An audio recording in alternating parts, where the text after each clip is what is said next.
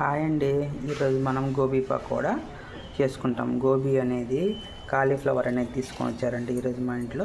వాటిని సన్నగా నీట్గా చూసుకుంటూ పురుగులు అవి లేకుండా నీట్గా చిన్న చిన్న ముక్కలుగా ఇలా కట్ చేసి పెట్టుకోండి. దీన్ని ఇప్పుడు మనం కొద్దిగా ఉప్పు పసుపు వేసి లైట్గా ఉడకబెట్టుకుందాం. చూడండి, మనకి ఇలా ఉడికితే చాలు. అంతా పోయేసి ఇప్పుడు మసాలాలు కలుపుకుందాం. 1/2 స్పూన్ తెల్లగడ్డ అల్లం masala, small size spoon 1 spoon కారం, 2 స్పూన్ కార్న్ఫ్లోరు, 2 స్పూన్స్ ఒక చిన్న ఐస్ క్రీమ్ స్పూన్ అంత సాల్ట్. ఆల్రెడీ మనం ఫస్ట్ వేసేసాం కాబట్టి ఇప్పుడు కొద్దిగానే పడుతుంది. కొద్దిగా పసుపు యాడ్ చేసుకోండి. అలాగే 1 పించ్ ఫుడ్ కలర్ అనేది వేసుకోండి, రెడ్ కలర్. 1/2 spoon pepper. ఇవి మొత్తం మిక్స్ చేసేయండి. ఫస్ట్ అయితే వాటర్ వేయద్దు. కార్న్ఫ్లోర్ కోటింగ్ అయితే సరిపోలేదండి, నేను ఇంకొక 2 స్పూన్లు అయితే వేస్తున్నాను. వాటర్ అనేది అస్సలు వేయొద్దండి, ఎందుకంటే మనకు గోబీలో ఉండే వాటర్తోనే ఇది మొత్తం కలిసిపోతుంది. కొద్దిగానే ఇది రైస్ పౌడర్ కూడా కొద్దిగా కలపండి, బియ్యం పిండి. మనకు గరం గరం అనేది వస్తాయన్నమాట. 2 పచ్చిమిరపకాయలు కూడా వేసుకోండి, కొద్దిగా కరివేపాకు కూడా వేసుకోండి.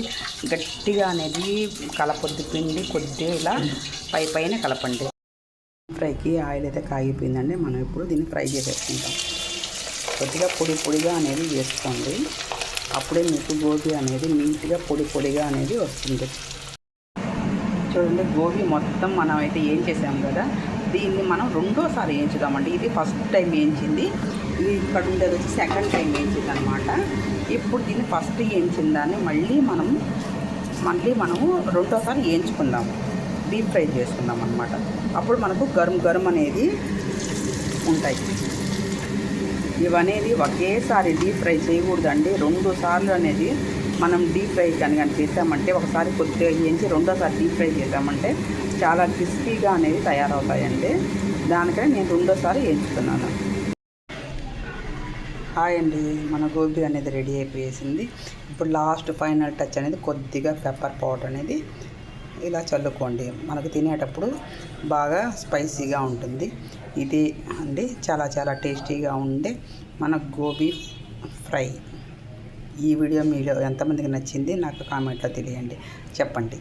అదేవిధంగా ఈ వీడియో చూసేవాళ్ళు ప్రతి ఒక్కరూ అండి ఒక సబ్స్క్రైబ్ చేసుకోండి. కొత్త వాళ్ళైతే ప్రతి ఒక్కరు అయితే లైక్ అయితే ప్రతి ఒక్కరు ఇవ్వండి. మీరు ఇచ్చే లైక్ అనేది మాకు ఎంతో మోరల్ సపోర్టింగ్గా ఉంటుందండి.